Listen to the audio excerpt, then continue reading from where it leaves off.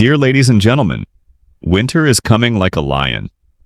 A massive Arctic air mass is sweeping down into the United States, bringing biting cold, strong gusts and the first winter storms of November. A series of forecast models all show that this cold air mass is strengthening day by day, expanding across most of the central and eastern regions, and possibly lasting until mid-month, even reoccurring in early December with even greater intensity. Not only stopping at a deep temperature drop, the United States is also preparing to face two consecutive major storms moving across the West Coast. They bring heavy rain, strong winds, thunderstorms, tornado risk, and early season snowfall in high mountain areas. Meanwhile, the Northeast is facing the risk of forming a nor'easter, a winter-typical storm that can cause wintry precipitation and strong winds along the Atlantic coast. West coast of the United States, two consecutive winter storms. Currently, the atmospheric belt offshore the Pacific is highly active, bringing moisture from the ocean onto land. The first system begins to affect from Wednesday morning, with the storm center moving into Northern California, Southern Oregon, and Washington. This system has a negative tilt, an attribute indicating that the low could intensify more strongly, creating favorable conditions for thunderstorms and wind shear. Immediately after that, the second storm will follow on Thursday and Friday, focusing mainly on Oregon and Washington with a more northerly tilt, reducing the impact on California. However, both systems carry the risk of extreme weather, especially strong winds and coastal tornadoes. Meteorologists warn that the highest risk of localized tornadoes will occur on Wednesday morning and noon in Northern California, then gradually spread to Oregon and Southern Washington in the evening. The fast-moving convective band along the coast, with discrete convective cells, supercells, can develop strong enough to spawn short-lived tornadoes. Cities such as Redding, Medford, Eugene, and Salem are advised to limit travel in the morning to guard against hazardous weather. In terms of rainfall, both of these storms will not cause severe flooding. Total rainfall is expected to be 1 to 2 inches, locally up to 4 to 5 inches in the steep western slopes of Oregon and Northern California. This is considered beneficial, helping improve prolonged drought conditions in this area. Flood alerts are only at a low, marginal level, concentrated along streams and low valleys. From Friday, rainfall quickly decreases. The storms weaken, leaving only scattered light showers. What is more noteworthy is the wind strength. Gusts can reach 60-70 mm/h along the coast and plains. In the high mountain areas of the Sierra Nevada and Cascades, some places may reach 80-90 mm/h. Combined with snowfall, these areas may experience whiteout, blowing snow that obscures visibility, making mountain pass traffic nearly paralyzed. As the storms leave the west coast, the energy of these systems will be pushed inland, forming a trough extending from the Rockies to the Midwest, where a widespread first snowfall is forecast. Central and eastern United States, nor'easter and early season snowfall.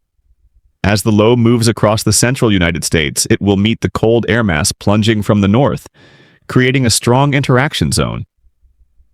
From Saturday to Sunday, this system will move into the northeastern United States and may develop into a nor'easter, a typical winter phenomenon with strong northeasterly winds, heavy precipitation, and significant snowfall. According to the GFS US model, the area with the highest likelihood of snowfall will lie along the belt from the Dakotas, eastern Nebraska, Iowa, southern Minnesota, northern Illinois, southern Wisconsin, then spreading to Michigan, northern Ohio, Pennsylvania, New York, and New England from Sunday into early next week. Snow intensity depends on the timing of the cold air convergence. If temperatures drop quickly enough, the Great Lakes states may receive 3 to 5 inches of snow in this event. Meanwhile, the ECMWF, European model, gives a milder result. The cold air arrives late. Most precipitation remains liquid. Snowfall is less, mainly concentrated in mountainous and lakeshore areas.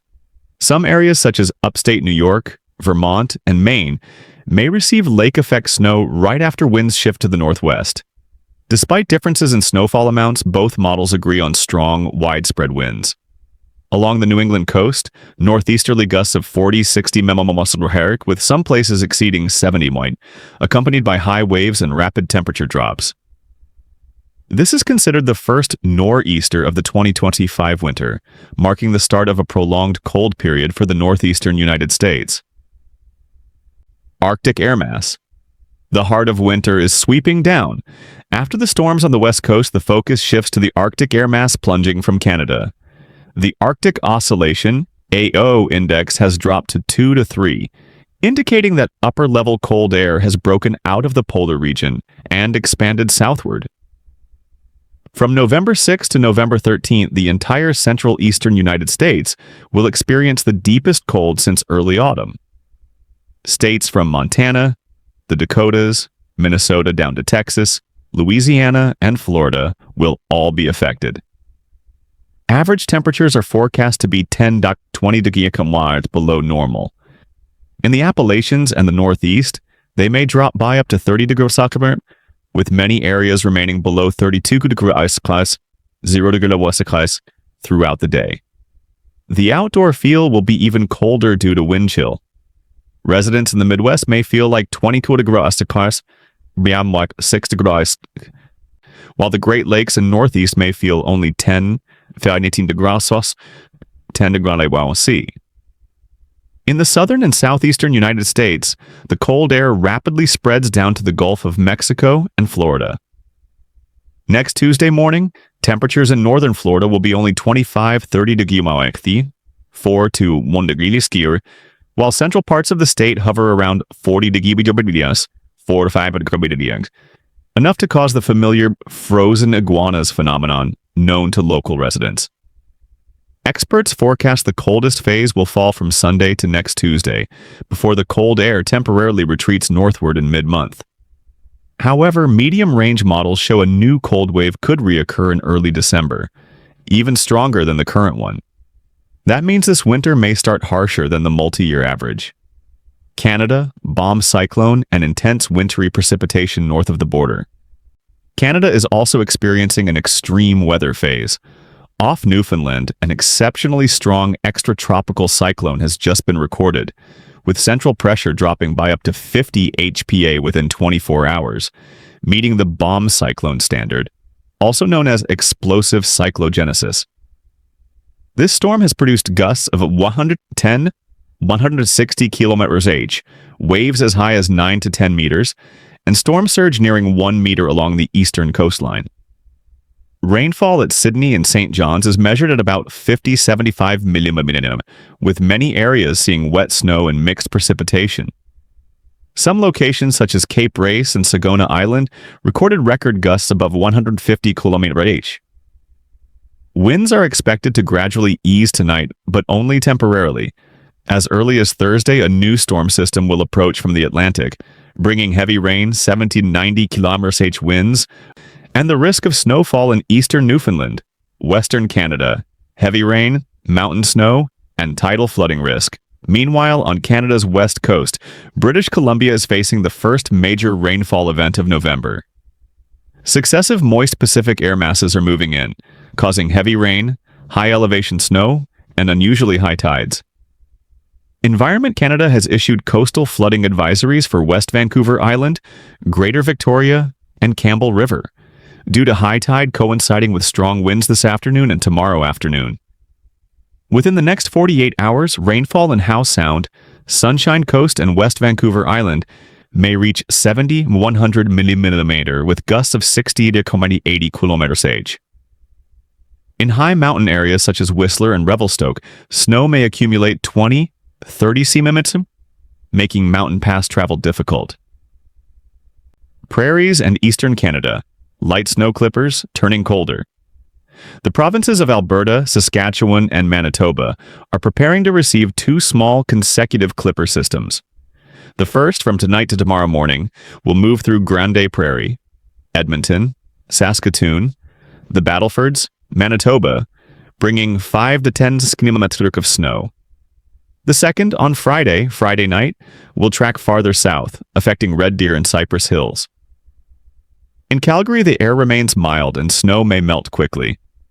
Meanwhile, Ottawa and Quebec are beginning to see showers transitioning to wintry precipitation, with 70 or 80 km/h winds and rapidly dropping temperatures toward the weekend. This is considered a suitable time for residents to install winter tires before the cold arrives.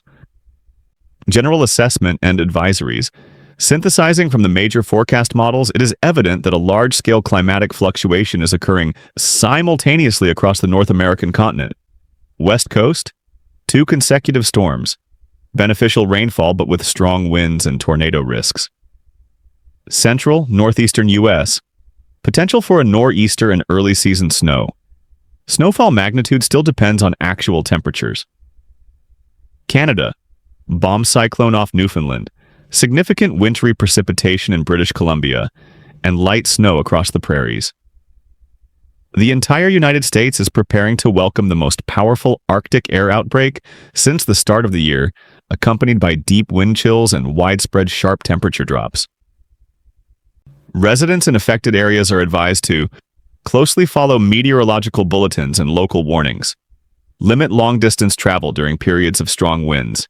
Check heating systems, and stock up on necessary food and water. Assist the elderly and those in weak health during early season cold spells. Conclusion. Winter comes like a lion. Dear viewers, from the Pacific to the Atlantic, from Canada's snowy ranges to the warm Gulf of Mexico, a comprehensive cold wave is enveloping North America. The warm, sunny days of autumn have truly receded, giving way to cold air, stormy winds, and white snow. This winter promises to be anything but tranquil, and what is happening is only the beginning. Prepare well, and keep yourself and your family safe amid the harsh weather ahead. If you find this report helpful, please press like, subscribe, and turn on notifications to receive the latest updates. Thank you for watching. Wishing you good health, peace, and a warm winter.